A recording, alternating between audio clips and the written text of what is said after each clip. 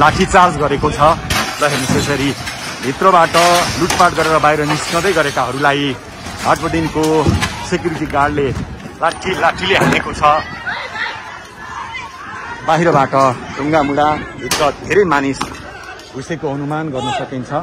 यो हुनु पक्कै पनि राम्रो होइन। फ्रिज लिएर हिँड्दैछन्। ल हेर्नुहोस् आइसक्रिमको डिप फ्रिज तानेर आन्दोलनकारीहरू अगाडि बढ्दै गरेको यो दृश्य हामीले देखाएका छौँ। हामीले फ्रिजभित्र भएको आइसक्रिम खोसाखोस भइराखेको अवस्था छ। निकै नै आतंकित अवस्था छ। मान्छे धेरै घाइते छन्। भित्र छिरेकाहरू यसरी सामान बोकेर हातमा सामान बोकेर बाहिरिँदै गरेको दृश्य हामीले देखाइरहेका छौँ। क्रेटका क्रेट फलफुल बाहिर निकालेर आन्दोलनकारीहरू फलफुल खाँदैछन्। यसले पक्कै पनि बङ्गलादेशको झल्को दिएको छ, विदेशको झल्को दिएको छ। स्वागतका लागि राखिएको यो घडा हेर्नुहोस् मेन सडकमा फालिएको छ। फलफुलका क्रेटहरू बाक्साहरू यसरी फालिएको छ र प्रहरी आइपुगेको छैन। शोकेसहरू यसरी तोडफोड भइराखेको अवस्था छ। यो कोटेश्वरको हाटबटिन हेर्नुहोस् फलफुलहरू यहाँ देख्न सकिन्छ। मानिसहरू सामान बोक्दै भाग्दै दौडिँदै गरेको अवस्था देख्न सकिन्छ। साँच्चै बङ्गलादेशको झल्को यति बेला कोटेश्वरको हाटबटिनीमा देख्न सकिन्छ। दर्शकवृन्द आगो लगाइदिए भनेर यहाँ आन्दोलनकारीहरू कराइरहेका छन्। माथि ढुङ्गा प्रहार भइराखेको छ। यो कोटेश्वरको हाटबटिनीको दृश्य हो। दर्शकवृन्द सोच्दै नसोचेको अप्रिय अवस्था। प्रहरी अहिलेसम्म हाटबटिनीमा आइपुग्न सकेको छैन। पार्किङमा राखिएको गाडी यस्तो अवस्था छ। फलफुल यत्रतत्र सर्वत्र देख्न सकिन्छ। हेर्नुहोस् अगाडिपट्टि थुप्रो मात्रामा क्रोधित युवाहरू आन्दोलनकारीहरूको उपस्थिति देख्न सकिन्छ। प्रहरी लगभग निष्क्रिय अवस्थामा प्रहरीले यो क्षेत्रलाई आफ्नो नियन्त्रणमा राख्न सकेको छैन। प्रहरीले नियन्त्रण गुमाएको अवस्थामा स्याउ सुन्तलाले हाटबटिनीमाथि आक्रमण भइराखेको छ। अहिलेको अवस्था निकै नै गम्भीर छ, भयावह अवस्था छ।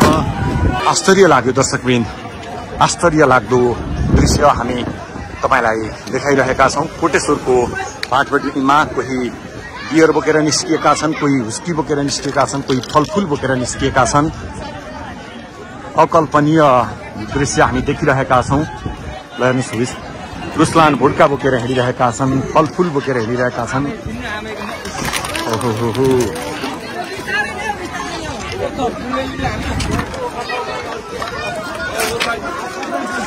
हाटबटिनीमा लुटपाट मचिरहेको छ। त्यो दुःखद दृश्य हो। व्यवसायी सुरक्षित छैन। दुर्गा गोसाईले भन्थे यहाँ कोही सुरक्षित छैन।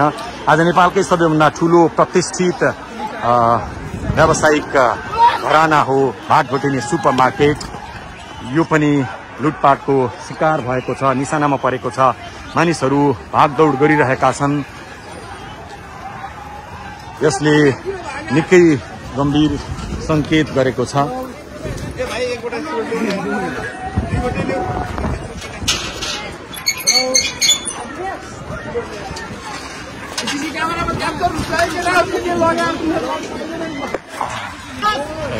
सेक्युरिटी गार्डले लाठीचार्ज गरेको छ। ल हेर्नुहोस् यसरी भित्रबाट लुटपाट गरेर बाहिर निस्कँदै गरेकाहरूलाई हाटबटिनको सेक्युरिटी गार्डले लाठीले हानेको छ। बाहिरबाट ढुङ्गामुढा भित्र धेरै मानिस घुसेको अनुमान गर्न सकिन्छ।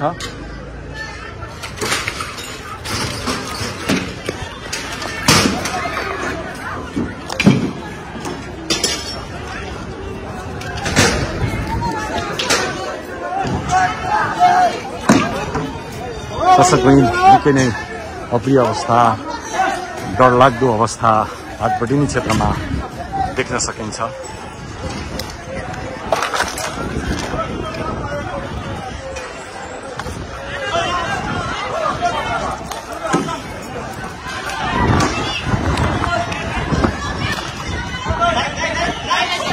महँगो गाडी पजेरो फुटेको छ। पैसा स्वेप गर्ने स्वेप मेसिन गाडीको मुनि फालिएको देख्न सकिन्छ। निकै नै आतंकित अवस्था छ। मान्छे धेरै घाइते छन्। भित्र छिरेकाहरू यसरी सामान बोकेर हातमा सामान बोकेर बाहिरिँदै गरेको दृश्य हामीले देखाइरहेका छौँ।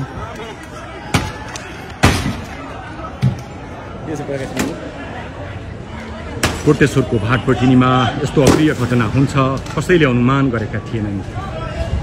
आन्दोलनकारीको जत्था भाटपटिनीभित्र प्रवेश गरिसके पछाडि यति बेला अप्रिय अवस्था बनेको हो।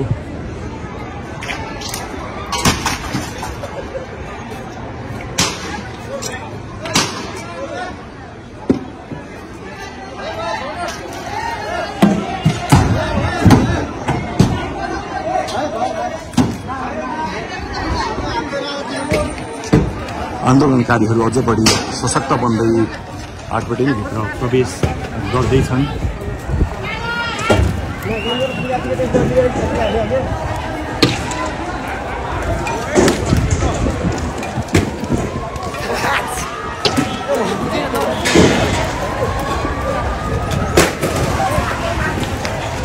भागदौड मचिएको छ। निकै ठुलो मात्रामा मानिसहरू भित्र छिरेको अनुमान गर्न सकिन्छ। दर्शकले निकै ठुलो मात्रामा आन्दोलनकारीहरू भित्र छिरेको हुन सक्ने अनुमान गरिन्छ। माथिबाट भाटपटिनीका कर्मचारीहरू हेर्दैछन्। यद्यपि यहाँ आन्दोलनकारीहरू पसेको धेरै समय भइसके पनि सुरक्षाकर्मी निरीह जस्तै देखिएको छ। सुरक्षाकर्मी आउन सकेको छैन। कोटेश्वरको भाटपटिनी क्षेत्र तनावग्रस्त अवस्था छ। यसले निकै ठुलो र गम्भीर सन्देश दिएको छ। राष्ट्र गम्भीर क्षणमा गम्भीर सङ्कटमा पसेको प्रमाणित भएको छ। दर्शकवृन्द, प्रहरी निकै अगाडि छ, तर थोरै मात्रै अगाडि छ। 500 मिटर अगाडि छ प्रहरी। यसतर्फ आउन आँट गरिरहेको छैन। प्रहरीले पनि कतै आन्दोलनकारीहरूसँग डराएको हो कि भन्ने संकेत यहाँ हुन्छ।